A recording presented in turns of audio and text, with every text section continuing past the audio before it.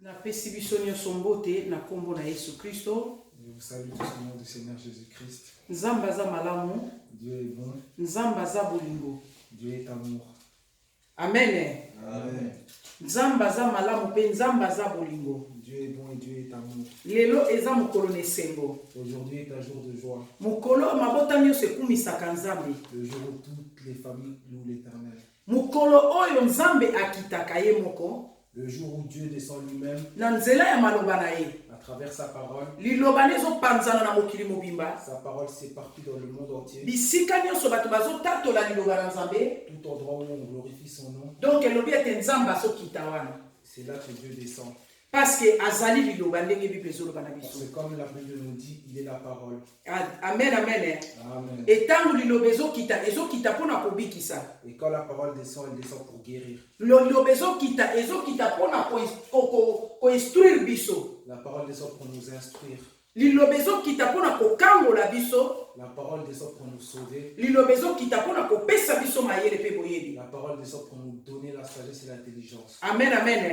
Amen. Est-ce que tobongami po ete toyamba liloba ya lelo? Est-ce que nous sommes prêts à accueillir cette parole? Tobongami po ete toyamba liloba ya lelo? Est-ce que nous sommes prêts à accueillir cette parole? Bible lobi ete ne bandele ezalaki liloba. La parole dit qu'au commencement, il y avait la parole. Liloba ezalaki Nzambe. La parole était Dieu. Et liloba ezali Nzambe. Et la parole était avec Dieu. Amen, amen. Amen. Alors Nzambe alinga kita lelo kati na biso. Alors Dieu veut descendre en ce moment avec nous. Nzambe alinga kita lelo kati na yo. Dieu veut descendre aujourd'hui sur toi. Nzambe alinga kita lelo na motema na yo. Dieu veut descendre aujourd'hui dans ton cœur. Ezo dépendre siko na yo. Ça dépend de toi. Est-ce que olingi oyamba ye? Est-ce que tu veux l'accueillir? Opesi esika kati na motema na yo. Tu lui as donné un endroit dans ton cœur. Amen. Amen. Parce que Bible lobi ete Nzambe avandaka na ndako moto ya kiti te. Parce que la Bible dit Dieu n'habite pas dans la maison que l'homme a construite. Et Nzambe avandaka kaka na ndako oyo ye moko atongi. Dieu habite dans la maison que lui-même a construite. Et ndako oyo Nzambe atongi Et la maison que Dieu a construite, ezali ngai pe yo. c'est toi et moi. Yango na lobi ete esengeli biso tobongama po ete toyamba mokonzi likolo na bakonzi. C'est pour cela que j'ai dit qu'il faut que nous soyons prêts pour accueillir le roi des rois. Amen, amen. Amen. Lelo tolingi tolobela likambo ya Nzambe oyo ya bomoi pe Nzambe ya bikeko. Aujourd'hui, nous allons parler du Dieu vivant et des statues. Amen. Amen. Nzambe oyo azali na bomoi pe Nzambe ya bikeko. Le Dieu vivant et le Dieu des statues. Au fur et à mesure tokotambola na makomi na Nzambe, Au fur et à mesure, nous allons nous balader dans les paroles de Dieu. toko comprendre eloko ni tolingi tolakisa moko na lelo. Nous allons comprendre ce dont nous voulons parler aujourd'hui. Et lelo nazosenga biso ete tozotanga na makomi na biso toza na livre ya Jérémie chapitre 10. Nous allons lire dans le livre de Jérémie chapitre 10. Tobandi penza na verset 1. Nous commençons dans le verset 1. Motangi na biso français abandi. Notre lecteur de français va commencer. Jérémie par Jésus-Christ. Amen. Écoutez la parole que l'Éternel vous adresse, maison d'Israël.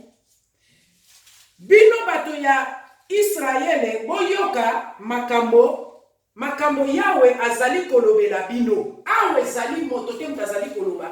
Mais Nzambe apesi maloba na ye epai ya prophète Jérémie alobi kende lobela libota na ngai.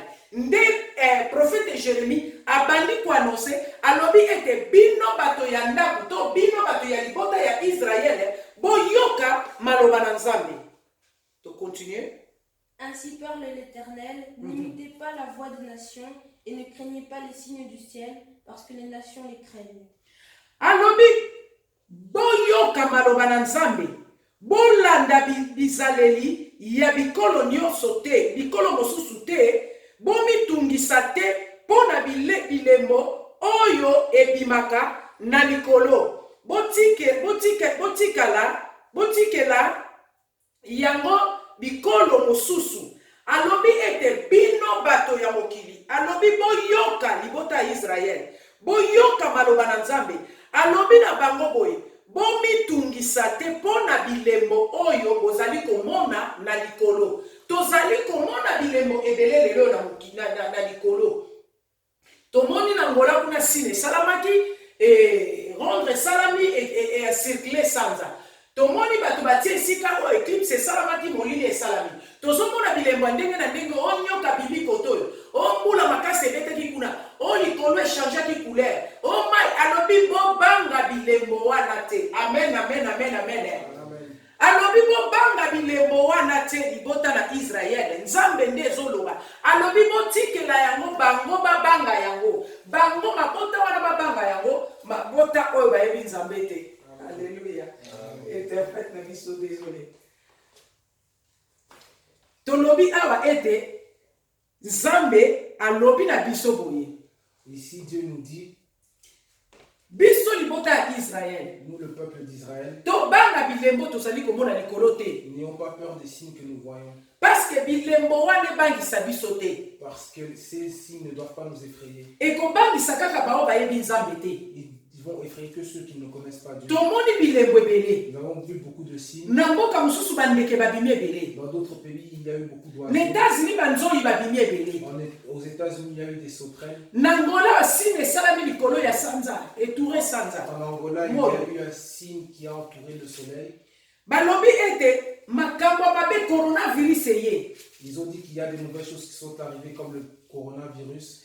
Na Angola o malaria ye. En Angola, il y a eu la Fièvre jaune ye. La fièvre jaune. Balobi biso to bangelo côté. Ils ont dit que nous ne devons rien craindre. Eza pona biso te. Ce n'est pas pour nous, Alobi eza pona bango. mais c'est pour eux. Eza pona bango. C'est pour eux. Bango wana ba o bayebi Nzambe te. Ceux qui ne connaissent pas Dieu. Ngai na yo toyebi Nzambe. Toi et moi, nous connaissons Dieu. Liloba oyo eyeli ngai na yo lelo. Cette parole qui nous est donnée aujourd'hui. Et Bible lobi ete to banga bilembo oyo tozomona na likolo te. Et la Bible nous dit de ne pas craindre les signes que nous voyons. Ata balobi oyo toyo Marie abimi na likolo kuna bazotala bazomona Marie nde abimi. Même si on dit Marie est apparue au-dessus du ciel, Oyo balobi nyoka azotambola likolo. qu'un serpent se balade au-dessus du Bible ciel. lobi yo kobanga te. La Bible dit que toi ne crains rien. Amen, amen. Amen. Tozokoba na makomi na biso. Nous continuons dans notre parole. Car les coutumes des peuples ne sont que vanité. On coupe le bois dans la forêt, la main de l'ouvrier le travaille avec la hache. Alobi ete poete makambo ya bikolo wana ezali kaka pamba. Alobi makambo ya bikolo wana ezali kaka pamba. Makambo tozali komona ezosalama na mokili oyo ezali makambo oyo ezali pamba. Oyo ekoki kobangisa ngai na yo ata mokete. Alobi bakataka banzete na Nzambe pe moto moko asalelaka yango ekeko. Batiaka yango argent na or pe ekomaka kitoko makasi. Alléluia. Amen. T'avais pas fini de lire ton verset? Oui. Si, Alobi bete to banga makambo wana te. To banga makambo na bango te. Makambo ya bikolo wana te. Alobi boye. Pamba te bakataka banzete ya Nzambe. Donc bazame loko moko te. Oyo bazana ngo ezali banzete ya Nzambe. Et l'oreille, tout ce qu'ils ont, c'est les arbres de Dieu. Pe moto oyo akati nzete wana. Et la personne qui coupe cet arbre, Akeko zwa yango pe asali yango ekeko. il l'a pris et a fait une marionnette. Amen, amen. Amen. Bazana eloko moko te ndenge Bible ezoloba awa. Ils n'ont rien du tout comme la Bible nous dit. Yango ngai na tokoki kobanga bango te. C'est pour cela que toi et moi, nous ne pouvons pas les craindre. Alléluia. Amen. Babangaka oyo aza leloko. On a peur de celui qui a quelque chose. Même nature ezolakisa biso. Même la nature nous enseigne. Tomoni mutu oyo azali leloko te. On voit que quelqu'un qui n'a rien du tout Aza moins considéré. est moins considéré Par rapport à mutu aza na quelque chose. par rapport à celui qui a quelque chose. Amen. Amen. Tozo continuer 4e verset. Nous continuons le verset 4. On l'embellit avec de l'argent et de l'or. On le fixe avec des clous et des marteaux pour qu'il ne branle pas. Balobi ete bazwi nzete na elanga bakati yango to na zamba na forêt. Ils disent qu'ils ont pris un arbre dans la forêt et l'ont coupé. Baye nango moto oyo azwi yango azali moto oyo asalaka biloko wana tokoki koloba lokola menuisier motongi ndako. Ils l'ont apporté auprès d'un menuisier.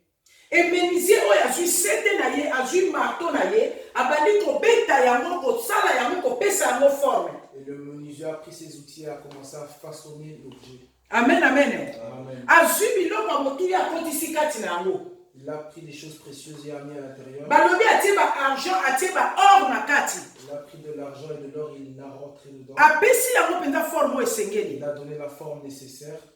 Amen, amen. Eh? Amen. Mais apesi yango forme oyo ekoki balobi ete abeti yango marto babetaka basete na ekeko mpe eninganaka te. Même si basali yango lolenge ya motu, quel que soit monene bakoki kosala yango, tomonaka na bamboka ebele.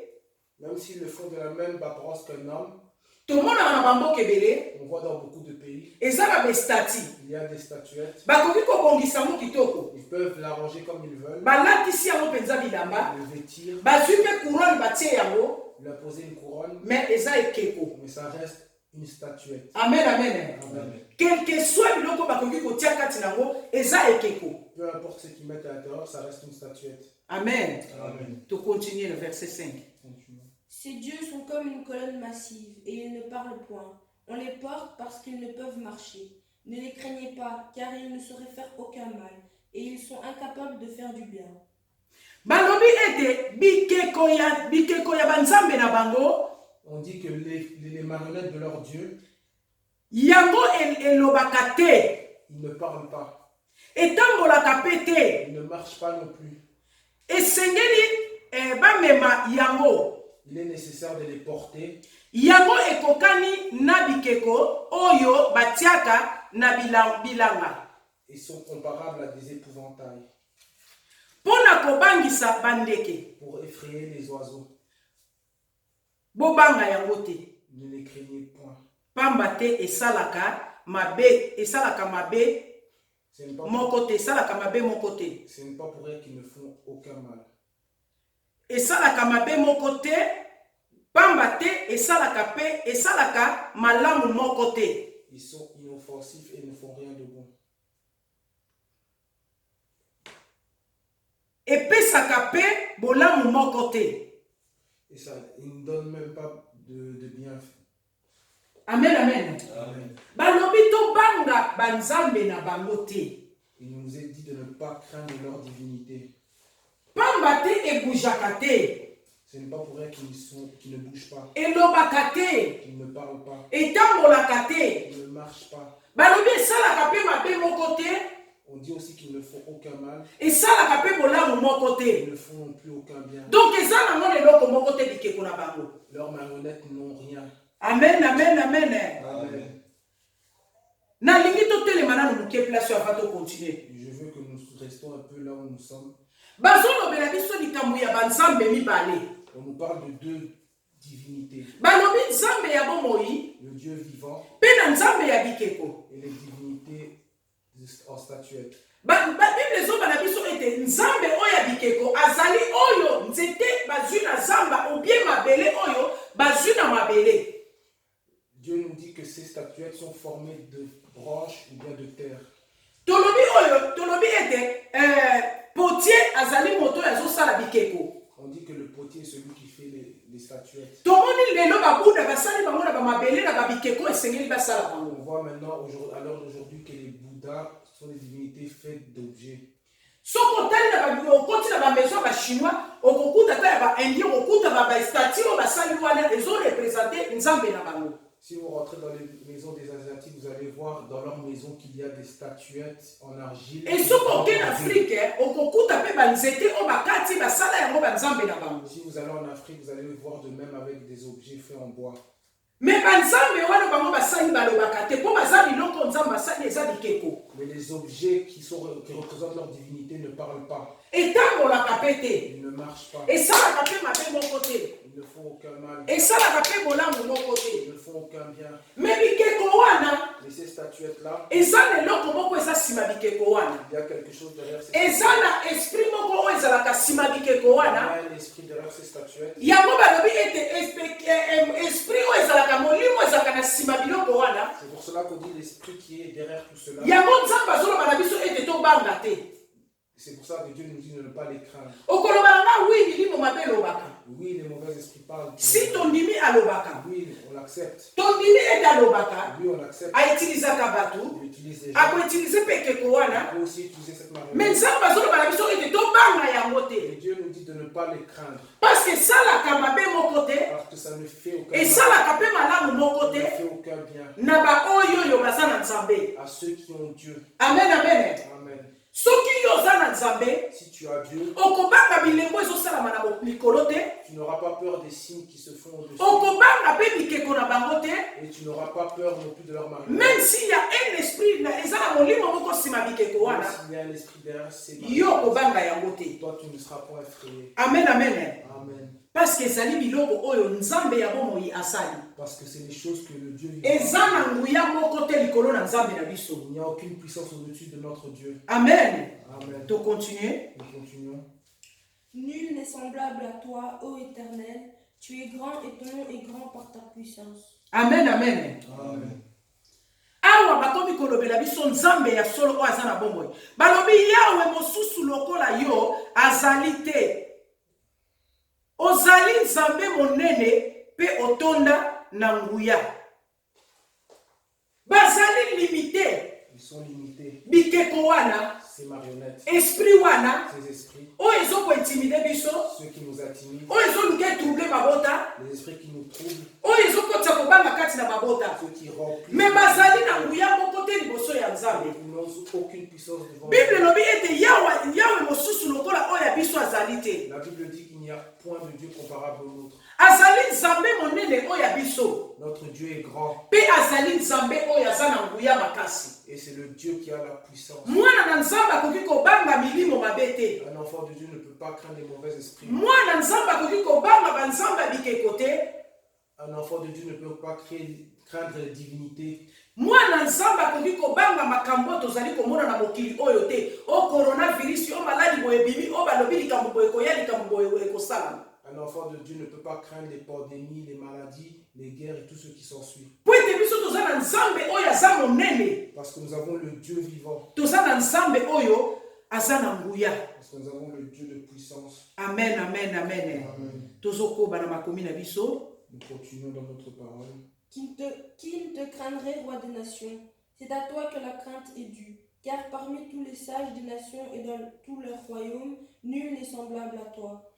Ozali nzambe alobi awa, ozali nzambe, ozali mokonzi ya bikolo, bato nyonso basengeli batosa yo. Yango ekoki na lokumu na yo, na kati ya bato nyonso, ya mayele, ya bikolo, ya mokili mobimba. Moto moko te akokani na yo.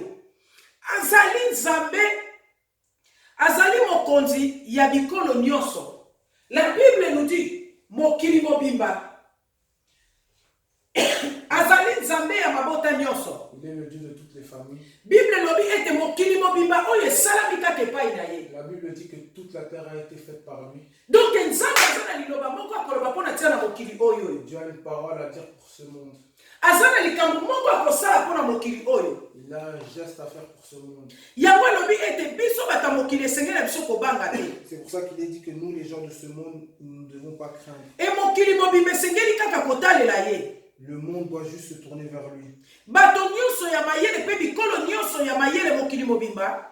Tous les peuples, Moto moko te akokani na Yahweh. Na nzambe na tous biso. les peuples, nul n'est comparable à notre Dieu. Moto moko te. Nul. Moto moko te. Personne. Moto moko te. Personne. Bible lobi na likolo, Dans les cieux, na se, sous la terre na se na mabele, et sous la terre, moto moko te akokani na nzambe. nul n'est comparable à Dieu. Ata olobi nga naza mayele. Même si tu dis que tu es intelligent, Mayele no ekoki kokokana na nzambe te. ton intelligence est limitée par rapport à celle de Dieu. Ata olobi nga naza makasi. Même si tu dis que tu es fort, Makasi na yo ekoki kokokana na ya nzambe te. ta force n'est nulle égale à celle de Dieu. Parce que ye azali nzambe. Parce que lui est Dieu. Ye mutu asala makasi. C'est lui qui a fait la Ye mutu force. asala mayele. C'est lui qui a créé l'intelligence. Amen, amen, amen, amen. Amen. Tozokoba. Nous continuons. Tous ensemble, ils sont stupides et insensés. Leur science n'est que vanité, c'est du bois. Alléluia. Alobi bango nyonso bazali bazoba bikeko na ye, bikeko ya banzambe na bango ezanga tina. Ezali kaka banzete ya pamba. Amen, amen, amen, amen. Amen. Oh, mwana nzambe, so ozo comprendre o nzamba zali. Okotikalaka kobanga te devant ba problème. So ozo comprendre o nzamba zali. Okotikala kolenga te liboso ya banzambe na bango. Amen. Ata ba combattre yo, ata bitumbe ye, ata passe ye, okobanga te parce que bazali banzete pamba. Bazaka milimo o nzamba zwaki likola bwakaki na se. Amen, amen.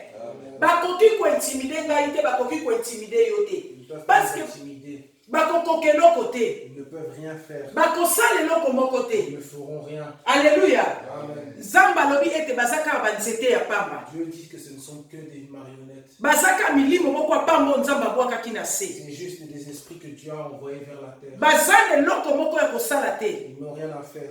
Bible zoloba na biso. La Bible nous dit, Oyo azakati nanga. celui qui est en moi Aza makasi koleka ba oya bokili est plus oyo. fort que celui qui est dans ce monde. Alobi soki Yesu azakati nanga. Il dit que si Dieu est en moi, Nani akoki kotelemela ngai? qui peut se lever devant moi?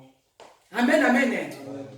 Soki nzambe azali kati nanga. Si Dieu est en moi, Nani akoki kotelemela ngai? qui peut se dresser devant moi? Azali nzambe. Il est Dieu. Alors, tobanga bango te. Alors ne les craignons pas. Banzambe na bango Leur divinité, bazakaka mabaya ya pamba. c'est juste des objets. Amen. Amen. Tozokoba. On apporte de Tarsis des lames d'argent et du faste de l'or. L'ouvrier et la main de l'orfèvre les mettent en œuvre. Les vêtements de ces dieux sont d'étoffes teintes en bleu et en pourpre. Tous sont l'ouvrage d'habiles artisans. Alobi bapakolaka yango argent oyo eutaka na mboka Tarsis. To or oyo bazwaka na mboka ya Fash. Ezali bobele bato basalaka yango. Balatisaka yango bilamba ya motane ya bilei ya bule pe ya motane makasi. Bikeko yango nyonso ezali misala ya bato bayebi penza musala yango. Bazolobela biso awa. On dit ici, Kobanga bango te. ne les craignons pas. Ato moni esprit yango elati nzoto ndenge nini. Même si cet esprit est Balobi balatisi yango bilamba ya motane ya blé, bapakoli yango ba argent. on dit qu'on les a vêtus de vêtements bleus et peints d'argent. Bapakoli yango penza ba or. On leur a couvert d'or. Lelo tozomona Aujourd'hui, nous voyons bato mabe, les mauvaises personnes, milimo mabe elati nzoto. les mauvais esprits, Tomoni ba franc-maçon. les francs-maçons. Tomoni bata rose croix. On voit les gens de Rose-Croix. Tozomona bato ya église ndenge na On ndenge. voit les gens de différents Balati églises, kitoko. bien habillés. Ozomona ye mutu. Tu le vois, Aza na molimo mabe kati na ye. il a un mauvais esprit. Mais tant ozomona molato na ye, Et quand tu vois son pe ozomona puissance eza kati na tu ye, vois la puissance en lui, yo komi kobanga tu ye. commences à le Okomi faire. pene ya kogumbamela ye. Tu es proche de ta genou. Amen, amen. Amen. Amen, amen. Mais nzambe alobi bobanga bango te. Mais Dieu a dit ne le pas. Malgré bilamba yango ewuti bisika na bisika wana, Malgré les vêtements d'où ils viennent, alobi bobanga bango te. ne les craignez pas. Tobanga bango te. Ne soyez pas effrayés. Bazali kaka bato pamba. Ce sont des simples personnes. Bato mutu basala yango. Les gens que quelqu'un a fait. Amen. Amen. Toujours continuer. Continuons. Mais l'Éternel est Dieu en vérité. Il est Dieu vivant et un roi éternel. La terre tremble devant sa colère et les nations ne supportent pas sa fureur. Amen, amen, amen, amen. Amen. Esika ya motuya yango oyo. Kasi Yahweh azali nzambe. Kasi Yahweh azali nzambe. Parce que Dieu, l'Éternel est Dieu. Yahweh azali nzambe. L'Éternel est Dieu. Alobi ya solo nzambe ya bomoi pe mokonzi ya seko. Il est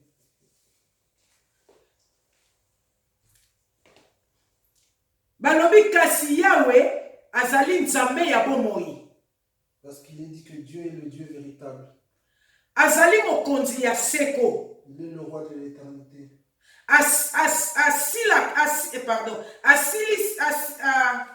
Asiliki mokili, soki asiliki mokili mobimba elengaka. S'il est en colère, les nations sont la terre tremble. Soki ya telemi mikolo moko te mboka moko te kotelema liboso na ye.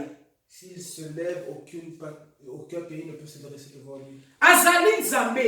Il est Dieu. Soki nzamba telemi. Si Dieu se lève, Soki nzamba telemi. si Dieu se lève, Balobi ete mabele ninganaka soki nzamba siliki. il est dit que la terre tremble quand Dieu Soki est énervé. nzamba siliki na kandani mabele ninganaka. Si Dieu est énervé, la terre tremble. Bien aimé, tomoni ntango bambonge esalamaka. Nous voyons quand il y a des tremblements de O terre tsunami. ou le tsunami, O balobi Haïti kuna boye bandako nyonso ekwei. où on dit en Haïti là-bas, Mboka mobimba ezoningana. tout le pays tremble. Bato nyonso bazolela bazobanga. Le pays entier. Liboso ya coronavirus bato nyonso bazolenga bazolela bazobanga. Devant le coronavirus, tout Bato nyonso bakangami na bandako. le monde reste chez Moto soi. abima libanda te. Personne ne Misala moto akosala azali te. Personne ne doit travailler. Bato ya mbongo bafandi na bandako. Les gens restent chez eux. Bakonzi bafandi na bandako. Les dirigeants sont chez eux. Bapaster bafandi na bandako. Les pasteurs sont chez eux. Haleluya. Amen. Nani akotelema liboso ya nzambe? Qui va se lever devant Banzambe wana baza wapi mpo bachanger quelque ces chose? divinités? Où sont-elles pour changer? Parce que bazambe keko bakoki kochange eloko moko Parce que te. ce sont des divinités. Kaka nzambe na nguya nde moto aza na makoki ya kochange Il quelque n'y a que chose. notre Dieu qui a la puissance de changer. Balobi ntango ye atelemi eza na moto moko te akoki kotelema. Il est dit que quand il se lève, nul ne peut se dresser devant Yango lui. tomoni ntango nzambe atelemi moto akoloba azali te. C'est pour ça que nous voyons quand il se lève, nul ne peut parler. Alléluia. Amen. Banzambe na bango bazali ya bikeko. Leur Dieu de marionnettes, Liboso ya nzambe na biso bakokotelemaka te. devant notre Dieu, ils ne peuvent pas se lever. Bikeko ebukanaka me nzambe na biso abukanaka te. Les marionnettes se brisent, mais notre Dieu ne se brise pas. Tomoni lokola vodor po basalaki bana Nous Israël. voyons comme le veau d'or que les enfants d'Israël avaient fait au désert. Ntango Moïse ayaki abandi kobeta yango ebukanaki. Quand Moïse est arrivé, il le frappa et ça se brisa. Me nzambe na biso atikala libela na libela. Mais notre Dieu est éternel. Même likolo na bato nyonso basangani balobi bazosala plan mpo badétruire monde mobimba batikala bango moko. Même devant toutes ces personnes qui se rassemblent pour détruire le monde et rester seul, Soki nzambe atelemi moto akoloba azali te. si Dieu se lève, nul ne pourra parler.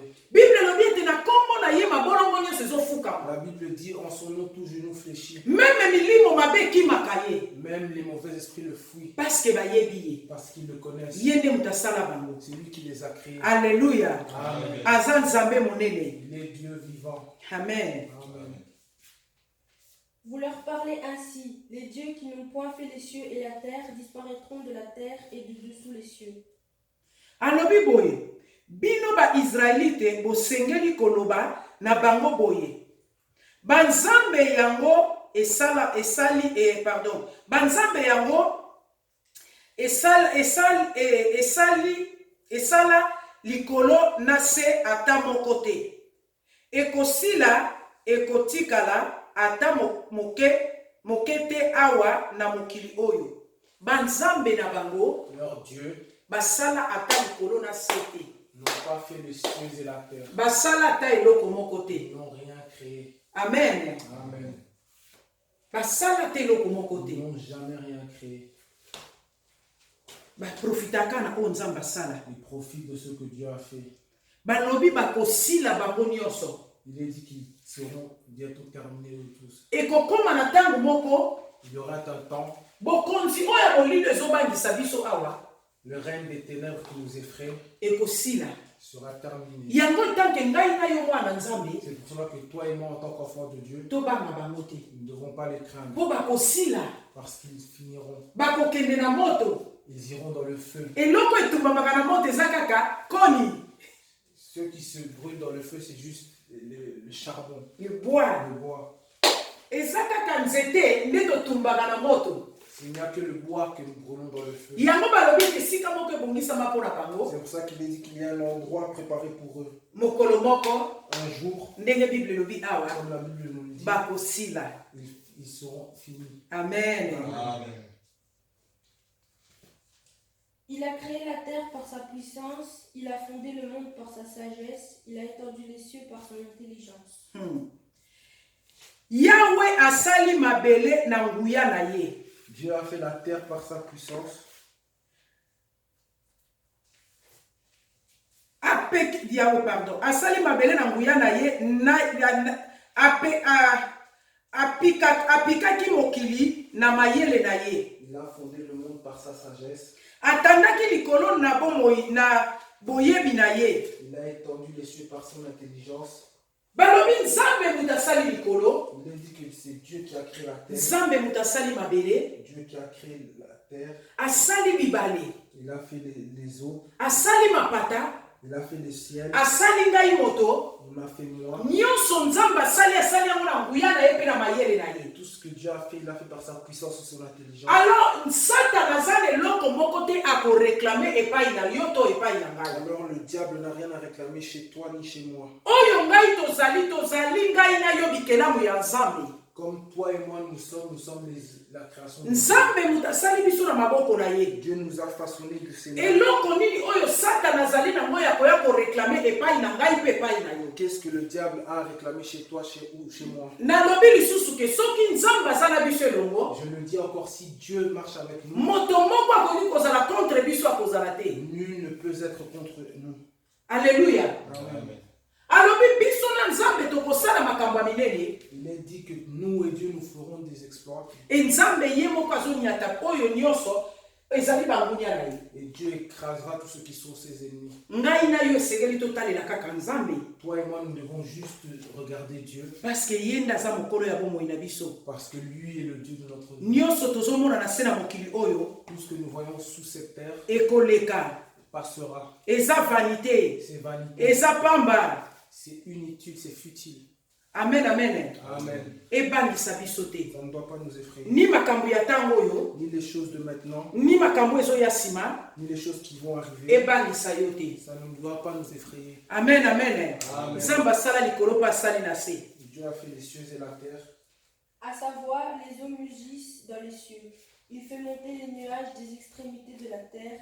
Il produit les éclairs et la pluie. Il tire le vent de ses trésors. Amen, amen. Amen. Soki ayokisi mongongo na ye, mai eyaka kotondana na likolo, mapata emonanaka na suka ya mokili. Bakake ebetaka, mbula enokaka, pe mopepe ebimaka na bisika ya bamboka nyonso, bamboka na yango. Azali nzambe. Balobi soka lobi kaka. Il est écrit si il parle seulement. Soka lobi kaka. Si il parle seulement. Mbule betaka. Là, il pleut. Mbule betaka soki kaka nzambe alobi. Là, il pleut si seulement Dieu parle. Alobi te mupepe. Il est dit que le vent, Bakake. les éclairs. Alléluia. Amen. Nyonso eyokanaka. Tout s'entend. Parce que il est Dieu. Parce qu'il est Dieu. Verset na biso suka 14. Notre dernier verset, le verset 14. Tout homme devient stupide par sa science, tout orfèvre est honteux de son image taillée.